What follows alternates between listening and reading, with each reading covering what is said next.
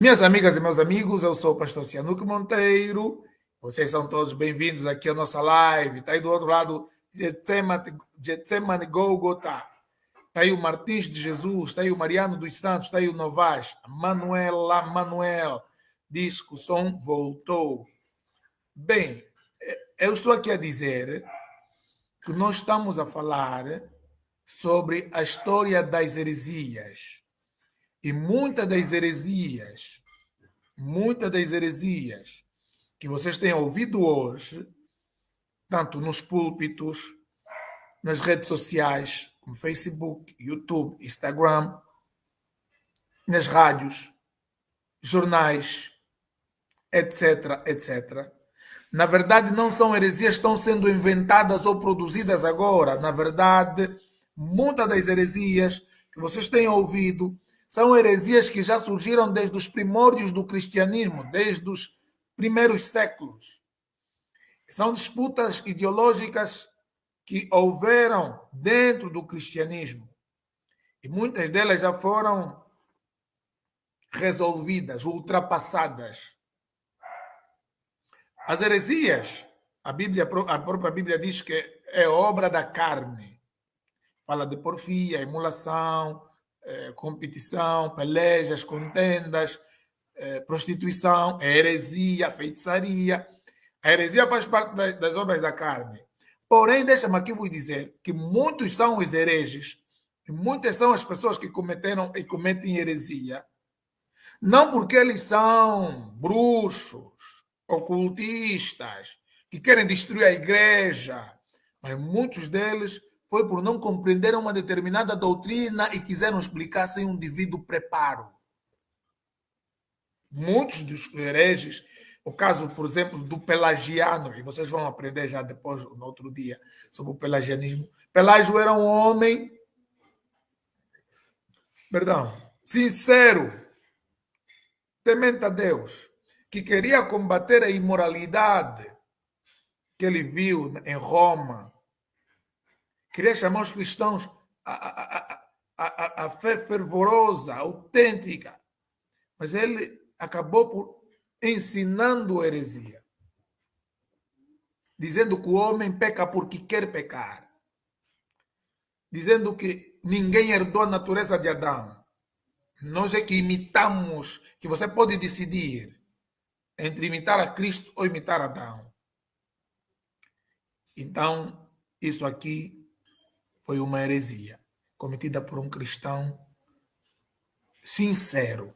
Existem muitos sinceros cometendo. O próprio Pedro, ao referir-se sobre as epístolas paulinas, ele disse que o nosso irmão Paulo, segundo a sabedoria que lhe foi dada, escreveu coisas muito difíceis que os indoutos torcem, não só a epístola de Paulo, mas como as outras escrituras que referem-se ao Antigo Testamento, para a sua própria condenação. Então, significa, minha irmã e meu irmão, se você quer ser pregadora da palavra, se você quer ser pregador da palavra, você tem que evitar ao máximo ser um herege, ser uma herege. Você tem que se preocupar ao máximo pregar a palavra de Deus sem distorcê-la. E isso só virá com estudo. Então, ignoremos aqueles que dizem que não precisa estudar. E pelo menos aqui estamos a falar de história. Muitos cometem erros porque ignoram a história. Vocês estão a entender? E eu já estava aqui a citar, a recomendar alguns livros para vocês. Só que o som tinha cortado. Eu vou repetir a recomendação que eu fiz. Esse livro aqui, História da Teologia Cristã. É muito importante. Muitos estudam teologia, mas não sabem a história. Qual é a história da teologia cristã? Quais são as discussões teológicas do primeiro século, segundo século, terceiro século, quarto século, quinto século? Foram até, já estou a falar aqui, a Idade Média, a Reforma Protestante. O que é que aconteceu? Olha aqui um livro que eu também mostrei aquela hora, do historiador e teólogo Justo Gonzalez, cujo título é Uma História do Pensamento Cristão. Como é que o pensamento cristão foi formado? É importante ter esse livro. Olha aqui. História das heresias. Conflitos ideológicos dentro do cristianismo. Uma história em defesa da fé, heresias, de Alistair McGrath, também importante. Então, esse e muitos outros livros é muito bom para dar primeiro um conhecimento histórico, porque há um ditado que diz: quem não conhece a história está fadado a repetir os erros da história. É estudando a história que nós vamos saber de onde viemos. Eu já estava a conversar com uma amiga minha que é pastora, está em Luanda, e eu fiz ela rir, ela estava a rir, estávamos a falar pelo WhatsApp. Eu disse para ela, muitos caíram de paraquedas e abriram a igreja. Você lhe pergunta sobre a história da igreja, ele não sabe nada, ele só sabe que abriu a igreja dele, agora se tem história da igreja, que houve lá atrás, ele não quer saber e não sabe nada disso. Vocês estão a entender isso? Então, é uma responsabilidade muito grande para quem quer ser pregador, para quem é ministro, principalmente líder de igreja, aprender um bocadinho sobre a história das heresias. Bem, como eu disse, hoje vai ser só um cheirinho, vai ser uma introdução, amanhã tem mais, domingo tem mais. A história das heresias. Primeiramente, o que é heresia? A palavra heresia vem do latim, a heresias, cuja sua raiz etimológica vem do grego, que está aí, que você está vendo aí, a heresis. E significa escolha, partido tomado, corrente de pensamento, seita. Quer dizer que o próprio nome seita vem da palavra heresia. Seita nasce de heresia. Originalmente, heresia é a acentuação de um aspecto particular da verdade. Um aspecto particular. Vê aí onde está partido tomado. Escolha. Normalmente as seitas, você vai ver que eles escolhem. Ele escolhe uma parte. Essa parte aqui não concordamos, tira. Essa aqui fica. Então, essa escolha, esse partido, é que é heresia. Bem, o próprio termo heresia e seita, na sua raiz etimológica, fala apenas de escolha, não está a se referir ainda no sentido pejorativo. Porque hoje, quando você diz que pertence a uma seita, você já sabe que tem um sentido pejorativo. O termo seita ganha posteriormente um sentido pejorativo, negativo. Aí, no âmbito do cristianismo primitivo, heresia é a negação ou é a pregação do evangelho diferente daquele pregado pelas autoridades apostólicas. As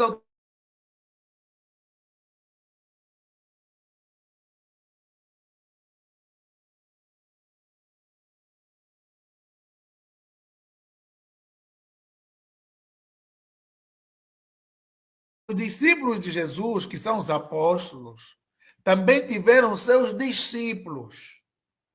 Quando você vai ouvir o termo que nós chamamos de patrística, paz da igreja.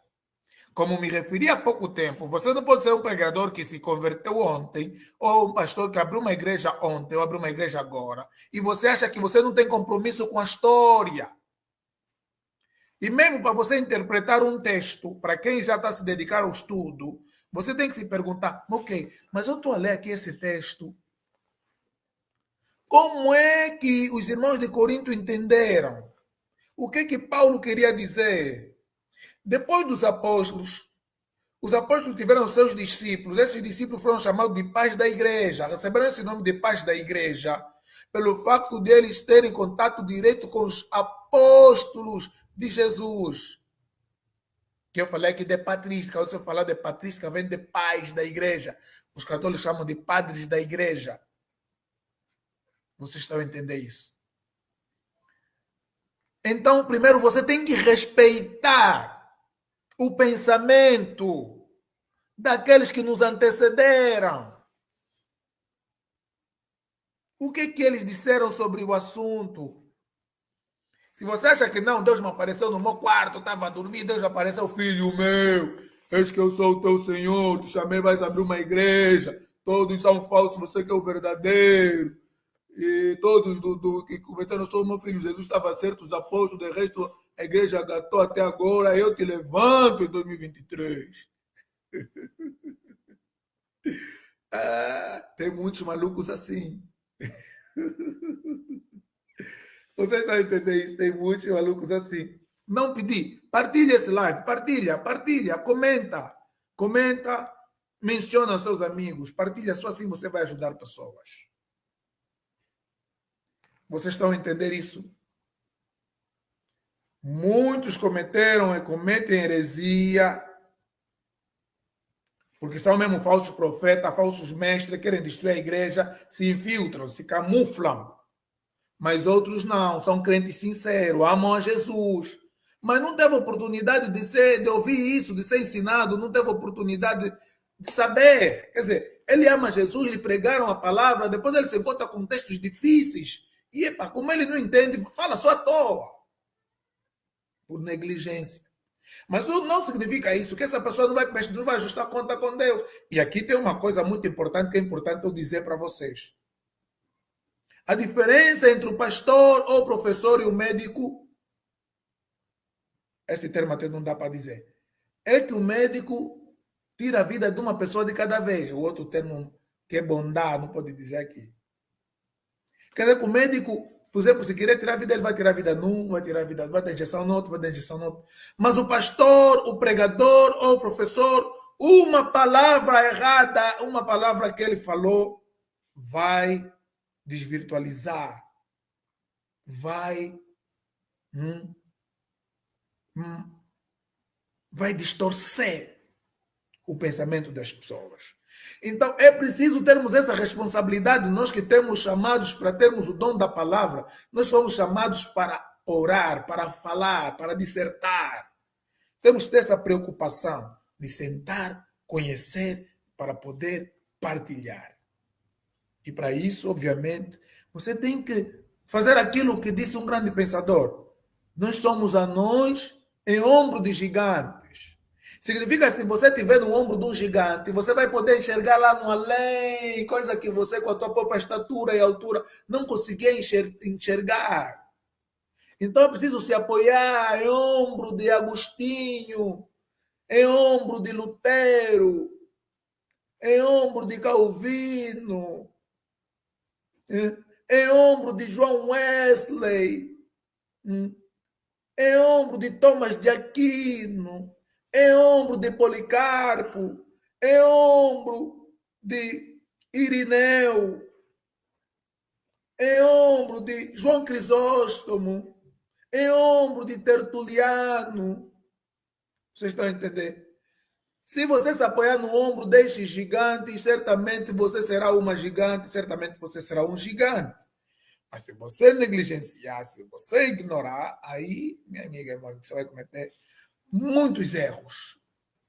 Então, no âmbito do cristianismo primitivo, o que é uma heresia? É a negação, a pregação do evangelho diferente daquele pregado pelas autoridades apostólicas, pelos apóstolos. Conhecer para partilhar, grande máximas, comentou aqui a pastora Manuela Manuel, verdade. Olha, até tem um ditado muito mais bonito que eu vou dizer agora. Aprendi o que não sabia para ensinar aos que não sabem. Olha esse ditado. Quem puder, escreva aí. Aprendi o que não sabia para ensinar aos que não sabem. Ou seja, existem muitas pessoas que não conhecem a história da igreja, não conhecem a história do cristianismo, não conhecem teologia sistemática, doutrinas bíblicas. Você também pode ser que você não conhece, mas você pode aprender aquilo que você não sabe para ensinar aos que não sabem. E fora da palavra de Deus, quando eu comecei, por exemplo, a aprender curso profissional em Angola, aos meus 20 anos eu era formador de cursos profissionalizantes. Aqui chamam no Brasil curso profissionalizante, em Angola chamamos curso de formação profissional. Eu fui fazer curso, depois me tornei formador e comecei a vender o conhecimento que eu adquiri. Quando você vai à busca do conhecimento que você não sabia, você vai poder vender esse conhecimento aos que não sabem. E vai ser de mais valia. Estou a dizer isso no âmbito profissional. Agora, no âmbito cristão, estamos aqui. Eu fui buscar o que não sabia, paguei, comprei livros, fiz cursos, gastei anos e eu estou aqui de forma gratuita, disponibilizando no Facebook, no YouTube para te abençoar você. Então se esforça, se dedica, que vai ser muito bom. Tá aí, a pastora Manuela escreveu forte, olha aí. Aprendi o que não sabia para ensinar aos que não sabem. É forte demais. E cada um de nós pode fazer isso. Escolhe uma área que você vai se dedicar a aprender. Amanhã você vai ensinar aos que não, porque muitos não sabem e precisam que você os ensine. Boa. Vamos lá. Heresia também pode ser um ataque aberto à ortodoxia. E você vai se perguntar, mas o que é ortodoxia? A palavra ortodoxo vem do grego, da junção de ortos, que significa reto, certo, direito, e doxa, que significa fé, doutrina. Então, ortodoxia significa a doutrina certa, a doutrina correta. Aí o Martim de Jesus escreveu: estou a aprender bastante, está a nascer em meu coração o desejo de ir atrás do conhecimento. Que benção! Olha aí, um comentário que traz alegria ao meu coração. Este é o objetivo. Se você fizer isso, eu, pastor Cianuque Monteiro, já vou morrer feliz por saber que consegui influenciar alguém a buscar o conhecimento. Então, vai, quando você falar a fé ortodoxa, a ortodoxia, estamos a falar de quê? Desse legado. Olha a Bíblia que diz: vamos combater pela fé que uma vez nos foi dada. A fé que nos foi dada aqui está falando da fé cristã, que foi passando de geração em geração através do evangelismo. Não foi que foi dada aqui, Deus te deu fé para crer nele, crê em mim, e não deu no outro, como alguns dizem os calvinistas. Aqui fé que nos foi dada se refere ao legado que nós recebemos, que é esse cristianismo. Muitos acham que o cristianismo é só lagarde. Não. Quando você começar a estudar a vida de Paulo, as obras de Paulo, as viagens de Paulo, Paulo se sacrificou, ele contou na Bíblia que ele quase naufragou muitas vezes, foi apedrejado, foi ferido, foi preso, muitas vezes passou fome, sede, frio, viajou os continentes, foi para a Europa, viajou para a Ásia, porque Paulo sabia que ele recebeu um legado e ele tinha que lutar para proliferar a mensagem da cruz. Por isso ele dizia: não procurei saber nada entre vocês senão Cristo e este crucificado. Este legado que eu recebi, esse legado que você, irmã, irmão, recebeu. Você não acha que o cristianismo só falam, estão a se meter com os outros? Vida é falar dos outros. Não. Nós devemos proteger o cristianismo, é como um ovo que Deus nos deu para proteger, como uma flor, uma planta que deve ser regada e cuidada e protegida. Nós somos o atalaia que Deus levantou para proteger a fé cristã e transmitir às futuras gerações, porque amanhã nós vamos morrer e eles vão ficar. E o legado, e o respeito a essa ortodoxia, que é os ensinamentos dos apóstolos. E dos discípulos, dos apóstolos que defenderam a fé cristã diante das muitas acusações e perseguições que eles sofreram. E nós recebemos hoje esse legado. E as heresias que já foram ultrapassadas nos primeiros séculos estão ressurgindo com muita força nas redes sociais. Os hereges têm dinheiro, os hereges têm página com 500 mil seguidores, 1 milhão de seguidores, 2 milhões de seguidores. Os hereges têm dinheiro para ir na rádio, têm programa televisivo. E eles estão aí com muita força. Agora basta eu e você fazermos a mesma coisa, lutarmos para repor a verdade e deixar esse legado. Amém. Está aí a Angélica Chipuco. A Angélica também fez teologia. Fiquei contente quando vi isso. Em poucos minutos, olha aqui mais um comentário bonito. Em poucos minutos, consegui entender que quem aprende mal, ensina mal. Obrigado pela luz, pastor. Deus te abençoe. Amém. Que bom, que bom, que bom. Então, partilhem. Vamos partilhar essa live para outras pessoas também poderem. A Angélica disse aí, estou a gostar. É bom isso. Não, nós temos que fazer isso. Nós recebemos esse legado. E a pastora Manuela escreveu de novo. Precisamos, nas nossas igrejas, não só pregar, mas ensinar mesmo. Exatamente. E Jesus pregava nas praças e ensinava nas sinagogas deles. Nas praças é lugar de pregar o evangelho, mas quando a pessoa entrou na igreja, não é para você ficar criatividade de cuiar, pega a sua questão, não. É ensinar, doutrinar, passar o legado. O cristianismo, como eu disse aqui, é um legado que você passa. É um legado.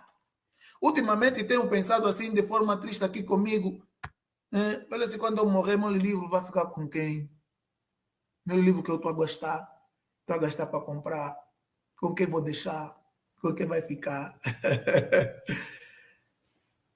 Quando eu estudo muitas das vezes a história das sociedades secretas, esoterismo e por aí fora, você vê que eles tinham a preocupação, mesmo os cristãos primitivos e as seitas do judaísmo, quando eram perseguidos, eles tinham a preocupação de enterrar numa gruta, deixar lá os manuscritos para proteger, para não cair na mão de pessoas erradas, mas para cair na mão de... E é isso que nós devemos preservar. Quem vai ficar? Quem vai dar sequência? Quem vai ensinar? Quem vai ajudar os irmãos a compreender? Não é qualquer pessoa, porque muitos não se interessam. Muitos não se interessam. Mas vamos lá. Para ser curto e objetivo hoje,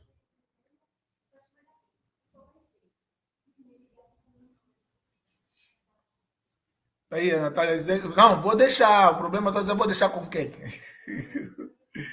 Tem que criar discípulos, pessoas que dão valor, pessoas que compreendem a importância, pessoas que vão continuar o trabalho.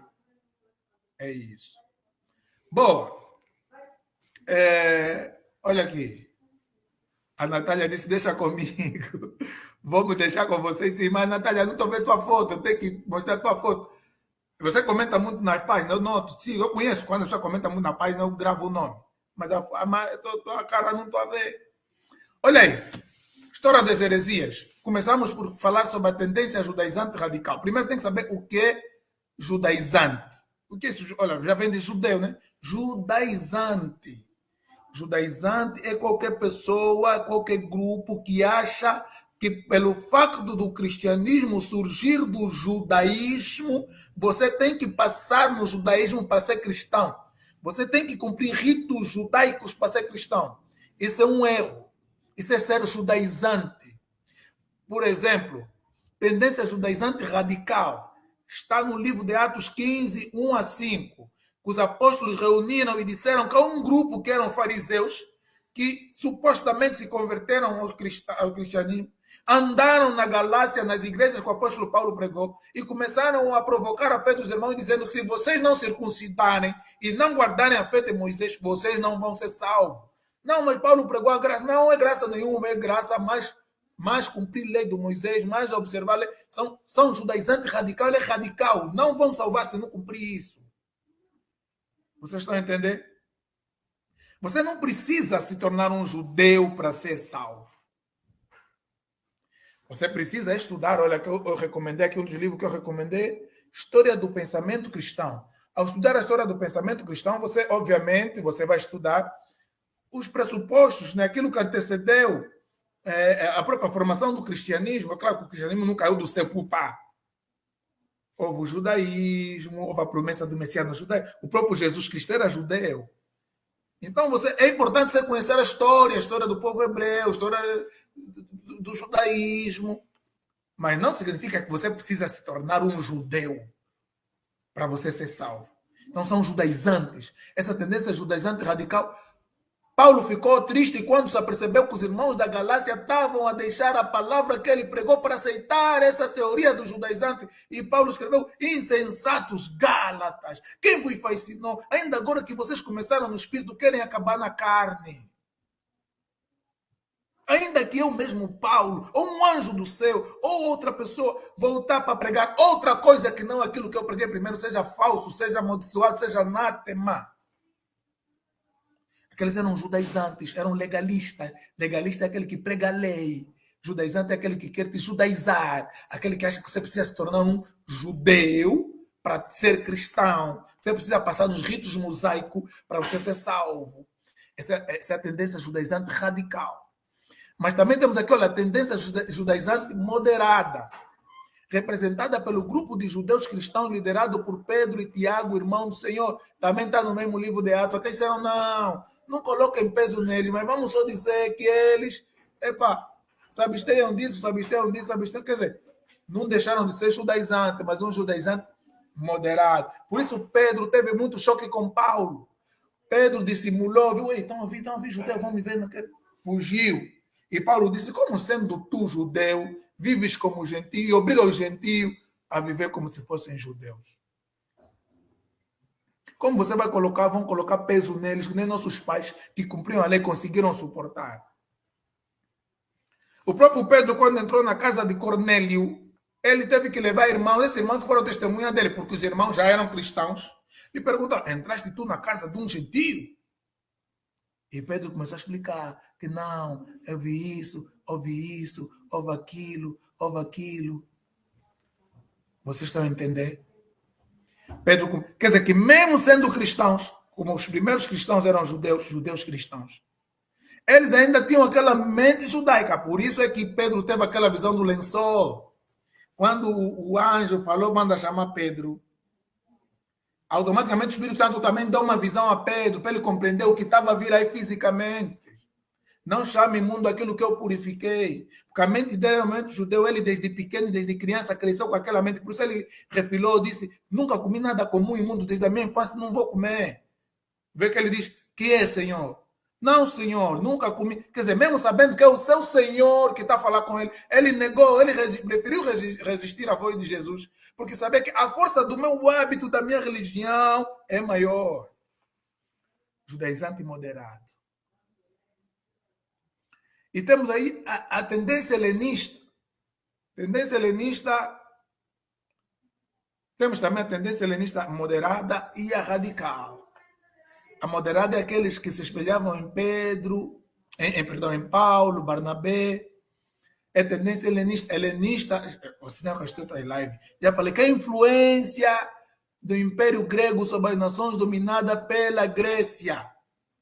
Por isso é que nós falamos que o Novo Testamento foi escrito em grego. Porque naquele período o mundo já estava helenizado. Helenizado foi aquela tendência que nasceu no coração do imperador Alexandre o Grande de tornar o mundo uma única cultura, que é a cultura grega. Então, aqui está caracterizada por certo radicalismo da liberdade paulina. Aqui falamos também falei aqui do legalismo. E tem uma live que eu fiz dia, falei do antinomianismo.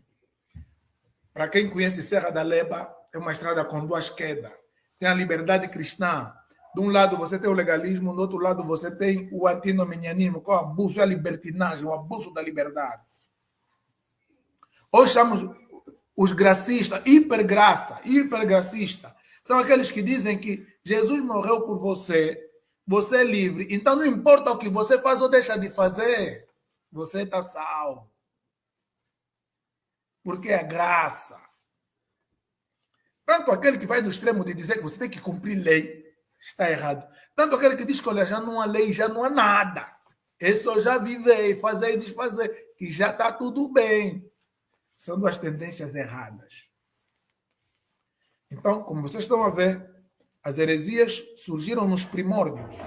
O que nós temos constatado hoje não é uma invenção nem produção de novas heresias, mas é o ressurgimento. Por exemplo, eu conheço um amigo, e eu vou mandar essa live para ele assistir, ele chama muito a mim, que assistiu o vídeo de alguns brasileiros e hoje ele defende que Jeová é um Deus mau, que Jeová não é o pai do Senhor Jesus, e que o Senhor Jesus veio e, na verdade, Jesus foi contra Jeová, quando diziam para os judeus que vós têm por pai o diabo, está falando, o diabo é o Jeová, o Deus do Antigo Testamento era mau. E Jesus veio para destruir esse mal, para trazer. Então ele diz que o Deus que ele crê é o Pai de Jesus, que não é o Deus do Antigo Testamento. Isso também que ele está a defender hoje. E que certamente vocês já ouviram. Não está nascendo em 2023.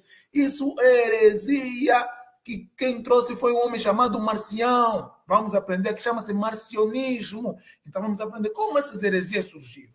Mas não, Jesus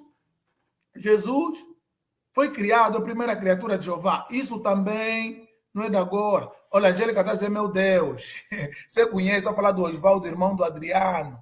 Você conhece porque é teu amigo, cultuamos todos juntos. E hoje ele defende isso. Você está a entender isso? Então é preciso que vocês tenham muito cuidado com o que vocês aprendem por aí na internet. Então, minhas amigas e meus amigos, hoje eu vou ficar por aqui. o vídeo não fica muito longo, mas amanhã, às mesmas horas, eu vou trazer a sequência deste ensinamento. Muito obrigado pelo carinho da vossa audiência, aqui os vossos comentários, aqui a Manuela Manuel comentou, essa tendência dos desenhos está muito gritante, odiernamente, exatamente. Tem comentário aqui do João, do Santo Cativo, apologética no espaço de Paulo, força aí. Tem aqui da Angélica que diz, não, esse é Antônio, amém, pastor? Natália Antônio. O Gólgota. Muito obrigado. Fiquem com esse live e amanhã certamente nós estaremos juntos. Deus abençoe.